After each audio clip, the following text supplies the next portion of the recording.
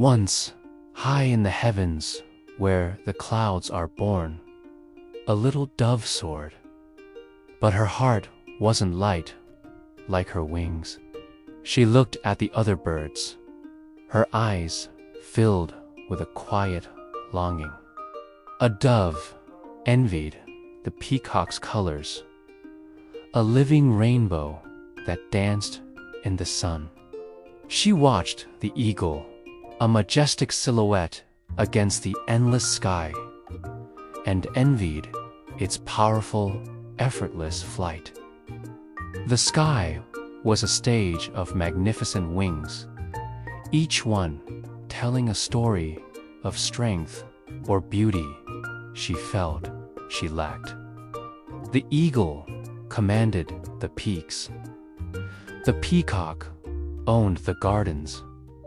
But where did she belong? She was just a simple bird in a world of wonders. Her plain feathers, a stark contrast to the vibrant life all around her. This feeling of inadequacy followed her like a shadow. One day, she drifted down from the bustling sky, seeking solitude by a still, quiet lake. She hoped the water might show her something new, something different.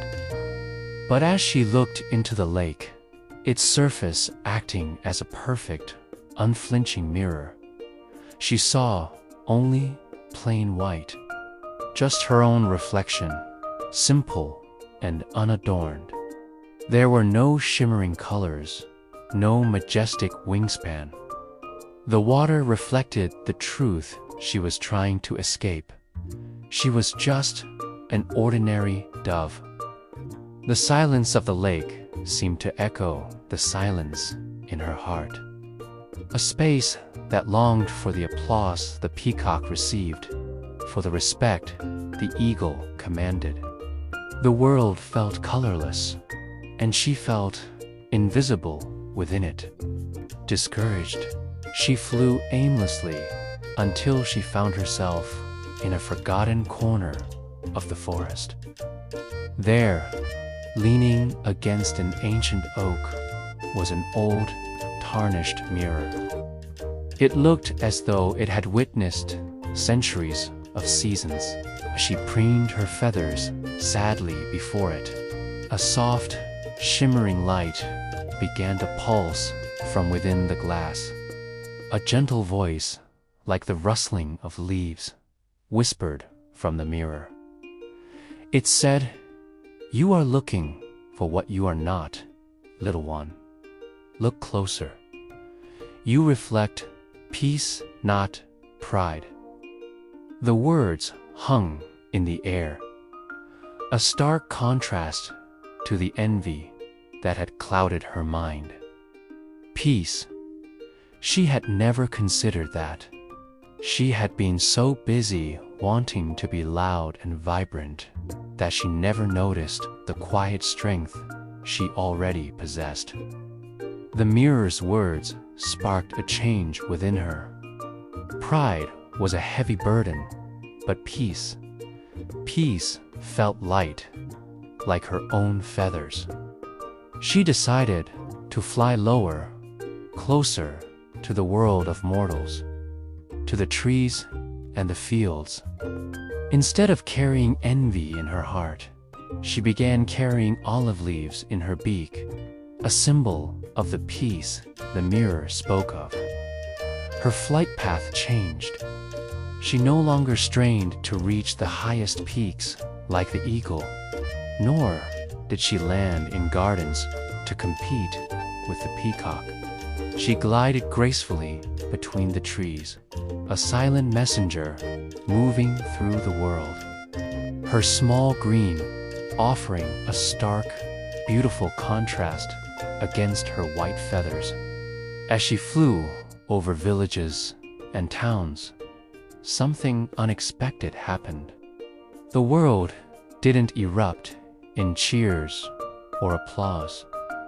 No one pointed in awe at her colors. because she had none. No one gasped at her power because her strength was subtle. Instead, a quiet calm settled wherever she flew.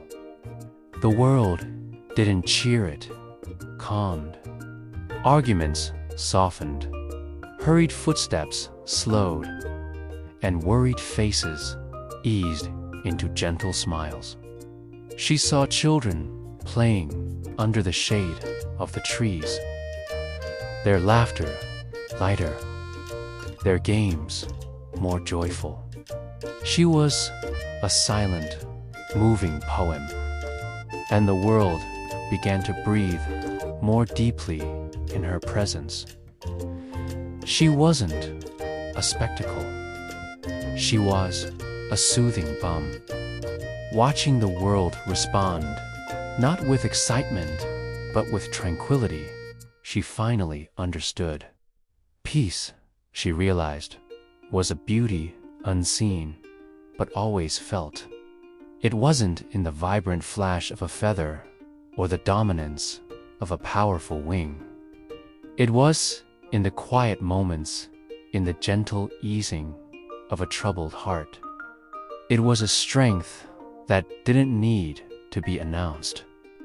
As this realization dawned on her, the sky began to clear, transforming into a soft, warm sunset. The world was painted in hues of gold and rose, and for the first time, she didn't feel plain. She felt like she was a part of that beautiful, peaceful picture. And so, the little dove found her true value, not in being like others, but in being herself. Her story teaches us a valuable lesson, not just in life, but in learning.